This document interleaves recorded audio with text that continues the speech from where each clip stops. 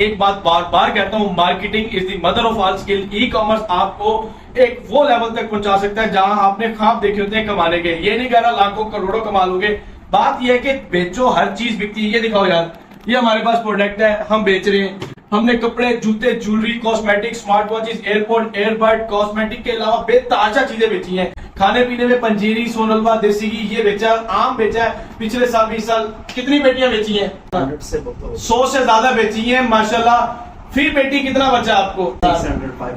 500 से 600 एक पेटी में बचा है तकरीबन। सक्सेस स्टोरी है, एक महीना भी पूरा नहीं हुआ और ये इसकी अचीवमेंट है। अगर एक डट के 3 महीने का सीजन लगा लिया जाए तो मेरे स्टूडेंट ने 3 लाख 5-5 लाख इससे भी ज्यादा कमाया। एक स्टूडेंट मेरे बता रहे हैं कि सर डेली एक गाड़ी वो लाहौर बेचते हैं आम बेचने के लिए। अल्हम्दुलिल्लाह इतनी सेल होती है। आप सबको मोटिवेशन है कि आप बेचें और ज्यादा से ज्यादा काम करें। Thank you so much.